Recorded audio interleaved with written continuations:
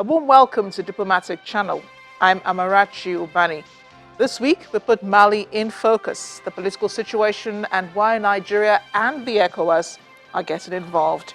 We saw Nigerian President Muhammadu Buhari join a delegation of West African leaders to pay a visit to President Ibrahim Keita during the week. My guest is International Development Specialist and Senior Policy and Research Lead at Next Year Security, Peace and Development. He will be discussing the political and security crisis that has raged on in Mali. That's Diplomatic Channel in a wrap. Diplomatic Headlines begins with the National Diaspora Day celebration, which held virtually on July 25th. This year's Diaspora Day, the second, was a webinar due to the coronavirus pandemic. President Muhammadu Buhari, who addressed the program in a video, called on Nigerians living in the diaspora not to abandon the nation, but to be active amid its post-COVID-19 economic recovery efforts. He commended Nigerians abroad for the more than $25 billion remitted annually to the country's economy through official and non-formal channels. Let me, at this juncture, commend the enormous contribution of the Nigerians in diaspora to the socio-economic development of Nigeria. In terms of diaspora home remittances, Nigeria is rated as the number one in sub-Saharan Africa. It is therefore my sincere hope that even with the depressed economy under stress in the year 2020 due to the COVID-19 pandemic, Nigerians in the diaspora would rise up to the occasion of not abandoning their country of origin, Nigeria, but to be active in our post-COVID-19 economic recovery efforts. Welcoming participants to the 15th Nigeria National Diaspora Day, Chairman, CEO of Nigerians in Diaspora Commission, Mrs. Abike Dabiri Erewa, called attention to the theme for the day, leveraging diaspora resources for national development in a COVID-19 era. This year's theme, leveraging diaspora resources for national development in a COVID-19 era, is of course very appropriate. And we hope that the activities we have executed, those that are ongoing, and the ones that are yet to take off are all definitive of this theme. Our interactions today is expected to mobilize you to key into some of the programs and chart improved or better ways on how to achieve them. We hope that at the end of the day, we would have motivated the Nigerians in the diaspora on deployment of diaspora investments and entrepreneurship to assist with the post-COVID-19 recovery process, especially as diaspora home remittances, which sustains livelihoods, are likely to be impacted negatively. Representing the Ministry of Foreign Affairs was the Minister of State for Foreign Affairs, Ambassador Zubairu Dada, who called on Nigerians in diaspora to continue to contribute to the socio-economic development of their fatherland. The Ministry of Foreign Affairs, which I represent on its part, will continue to stress the importance of engaging with the Nigerians in diaspora at the state, national, and international levels in advocating the diaspora potential in the post-COVID-19 pandemic recovery efforts. We will continue to ensure that the vision, mission, and goals of NIDCOM are implemented for the accelerated development of our nation. In the meantime, the UK government has announced £18 million of UK aid funding to low-cost response in Africa and Asia, where the insects are destroying thousands of hectares of crops. According to a statement by the Deputy High Commission in Lagos, £5 million has been earmarked for the Sahel and West African regions, and £18 million will increase pesticide spraying, monitoring, and surveillance. The impact of the plague of insects across Africa and Asia has been made worse by coronavirus, with vulnerable communities facing dwindling food supplies along the pandemic. Finally, the U.S. Consulate General in Chengdu, China, closed on Sunday, 3 days since the Chinese Foreign Ministry ordered its closure in response to America's unilateral provocation of demanding China to close its Consulate General in Houston. Since Saturday, signs of the closure were observed there and moving trucks were seen entering and leaving the compound. The official insignia of the U.S. Consulate in Chengdu, established in 1985, was removed from the front of the building on Saturday afternoon. The Chengdu Consular District covers 5 provincial-level regions in southwest China: Sichuan, Yunnan, Guizhou, Chongqing, and Tibet Autonomous Region.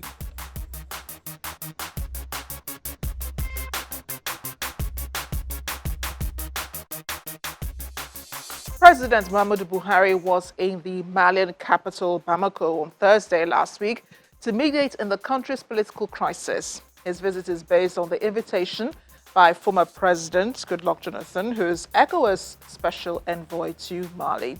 President Buhari joined Nigerian President Mahamadou Issoufou and Chair of the ECOWAS Authority, Senegalese President Macky Sall, President of Cote d'Ivoire Alassane Ouattara, and Ghanaian President Nana Akufo-Addo for his trip outside Nigeria since his first trip, since the coronavirus pandemic.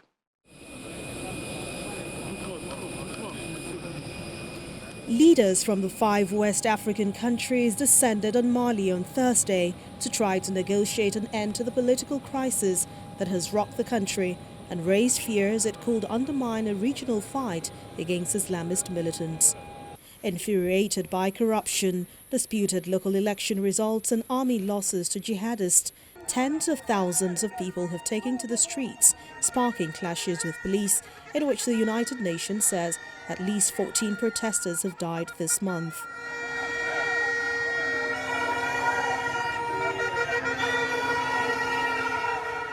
The opposition, a group called M5RFP, whose figurehead, a Saudi-trained Muslim cleric Mahmoud Diko, has said it will not quit until President Ibrahim Boubacar Keïta steps down, raising concerns in neighboring countries of a protracted crisis.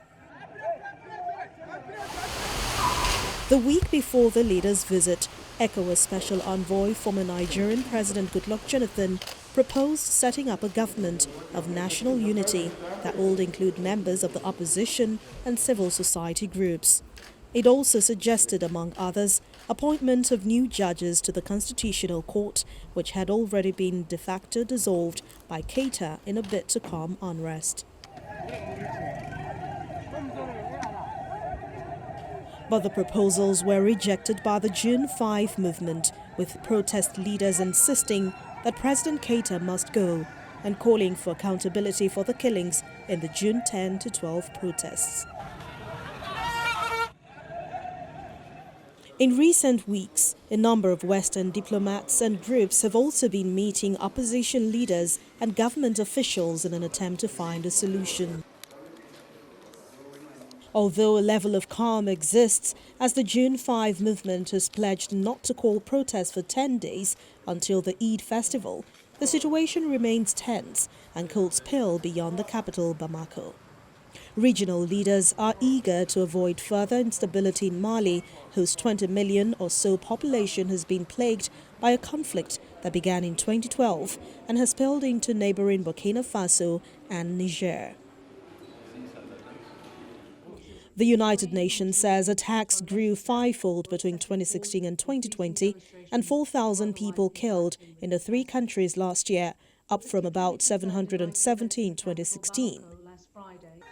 The fighting has also forced hundreds of thousands of people from their homes and led to the closure of thousands of schools. Meanwhile, the presence of thousands of foreign troops has failed to stem the violence, while allegations of abuses and extrajudicial killings by Malian forces have perpetuated deep-rooted mistrust and enmity in parts of the country with little government presence otherwise. However, the West Africa delegation, which landed last week, failed to reach a deal on how to resolve the country's deepening political crisis.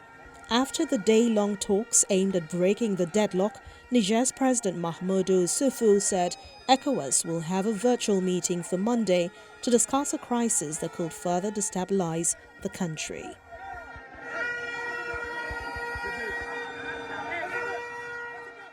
Joining us now is International Development Specialist and Senior Policy and Research Lead at Next Year Security, Peace and Development, Dr. Ndubisi Nwokolo.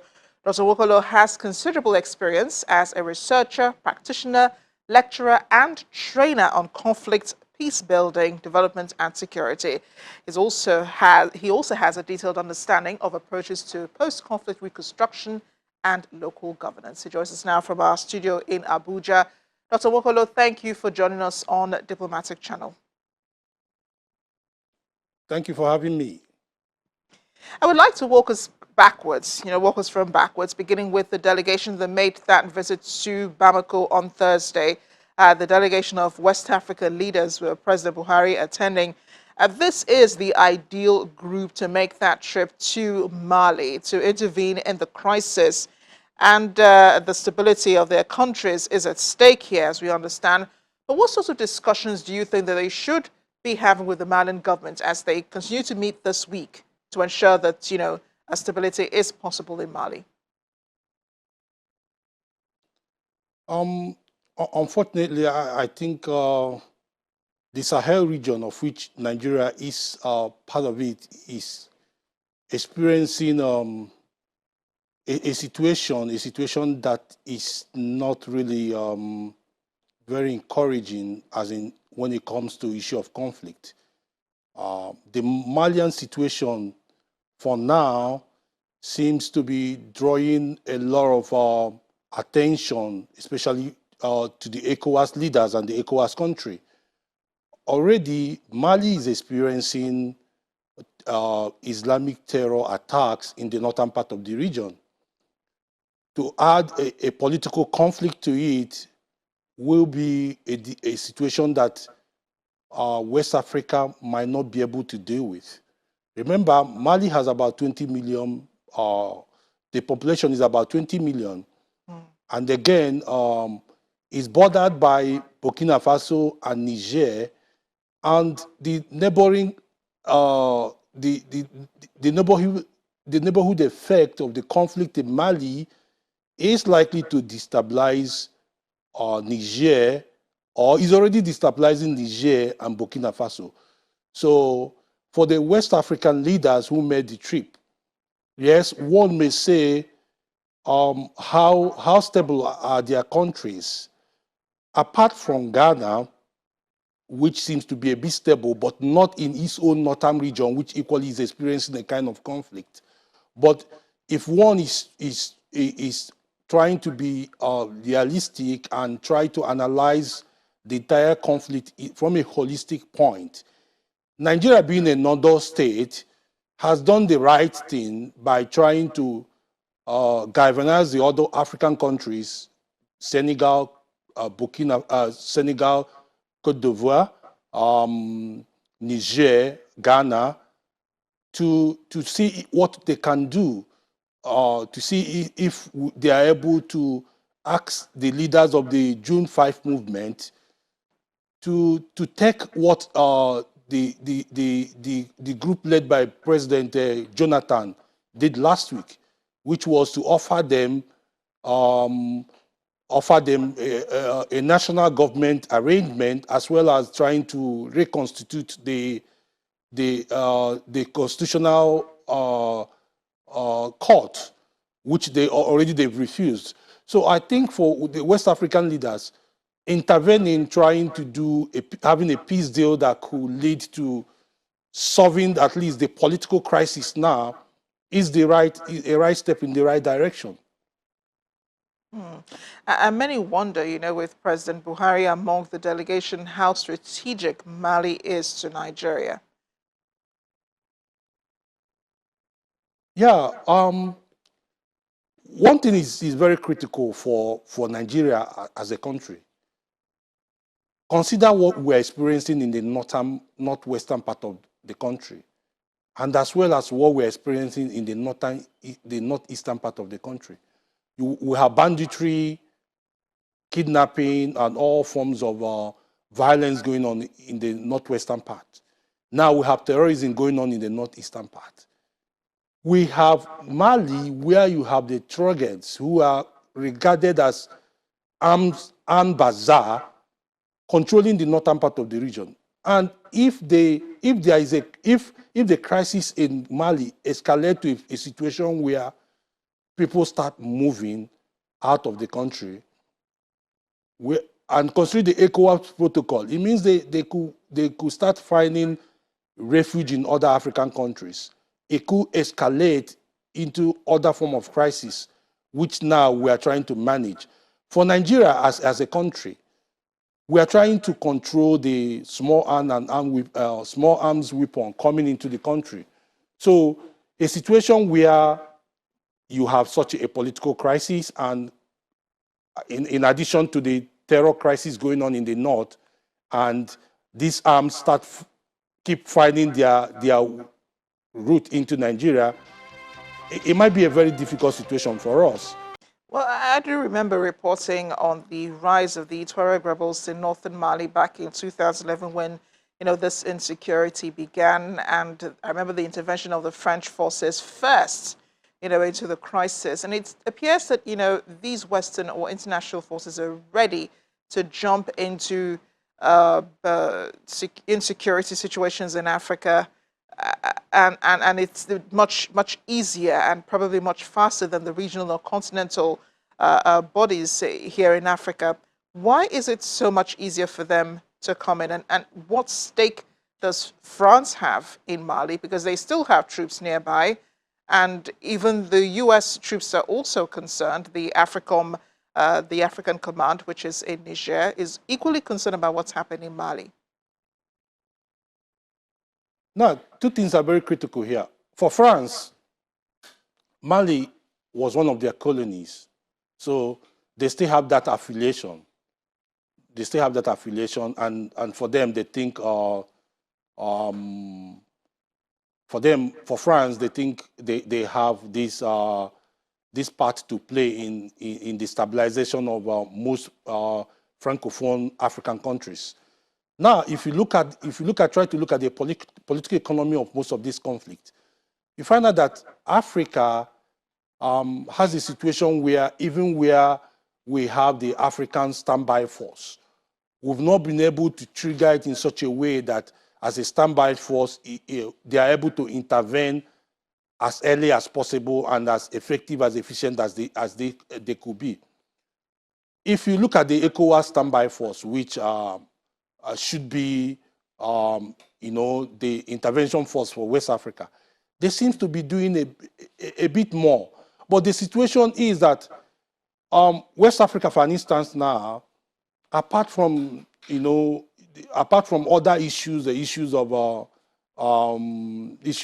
where leaders and the division between the West African countries, the Francophone and the Anglophone countries, the fund is not really there.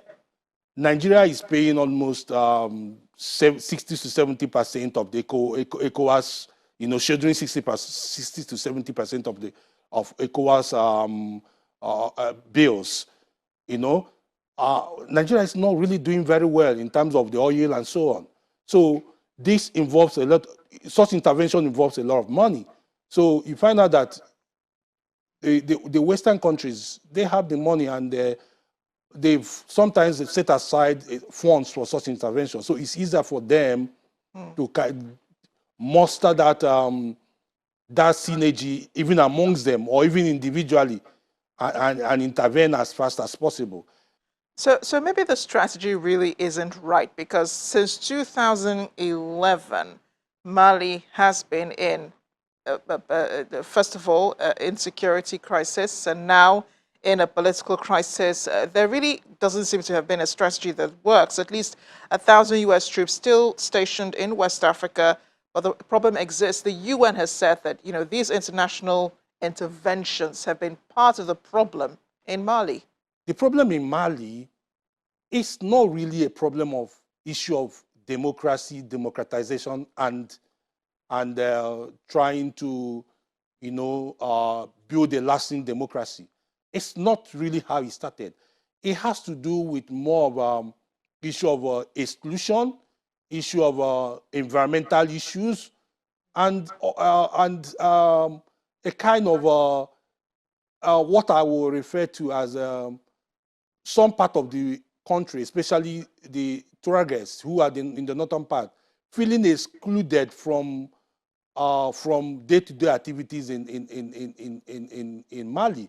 That led to even why you have the insurgencies in the northern part that even led to the Islamic terrorism that that started in the country in 2011, then escalating to the conflict and then the coup in 2012. So each time you have such interventions trying to come on, everybody coming with a mindset of, oh, we are going there to build peace. Then the issue could be, what is peace building? You can't have peace, you can't have a sustainable peace without trying to solve the situation, look at the situation from the point of view of what the really issues are. The people revolting against the current government are talking about corruption, they're talking about exclusion, they're talking about bad governance, they're talking about issues of insecurity. The government is unable to deal with the insecurity in Mali because they are not able to even solve the problem of exclusion, which the Islamic terror group was what gave the Islamic terror group the leverage at the first instance. So that's where you will start to solve the problem. So for the intervention, for any intervention that will come to Mali, those issues need to be solved first before we can, have a headway of how to solve the situation. This really, calls to question how effective the ECOWAS is, and probably also the African Union, because issues of corruption, insecurity, and residence seem to be peculiar now to West African countries, and there doesn't seem to be anyone calling out anyone. There's no accountability either to the respective governments, and it appears the leaders really do not talk to each other about good governance. Yeah, I think is a very big issue. Even with Africa looking at the African Union talking about the 2063 agenda 2063, where we are thinking that by 2063 we'll be able to mainstream a lot of governance indices and be able to solve a lot of issues facing us. Even with our formation of African peace and security architecture, you find out that we are not really doing enough. Are we doing enough? You can even come down home and look at what is happening. Are we doing enough in terms of security? Are we doing enough in terms of governance? So, most of these things are internal contradictions in most of these countries. If we look at our country, for instance, in as much as corruption, prebendalism, patrimonialism, and all these things continue to affect issues in the country, in as much as we continue to exclude larger parts of our population from dividend of good governance, people will continue to revolt against the government of the day and trying to find easy way to air out, their frustration, and which might lead to taking arms against the state. So that is what you are seeing in Mali. People are taking arms against the state because the states are not functioning. So what possible solution could work for Mali? Well, for Mali, not one solution, not just one solution. There's a lot of things that should be done. First, they should be looking at how to build a sustainable peace in order to stabilize the country. One part of it is try to, I'm someone who doesn't say you should negotiate with terrorists, but you should know what are they looking for. Then secondly, how do you deal with issues of environmental issues going on there? How do you try to revive the economies in those areas in order to make the people feel that they are part of the country? That is the second one. The third one could be the issue of governance. How do you make governance speak for everybody? How do you make voices heard? So as you continue to look at those things, and this is where I think the international community should equally come in. It's not about coming in when the conflict is already there. It's about trying to help this country to solve most of the problems, at the time when it has not escalated and turned into conflict, violent conflict that arms are used everywhere. So at this level, Mali needs a lot of intervention that has to do with trying to grow the economy and all that, so that it could help people who have been excluded from the scheme of things in the country. So I think that is the first start. Then with that, we can talk about how do we get the June 5th movement to want to listen to the members of the African members of the ECOWAS heads of state.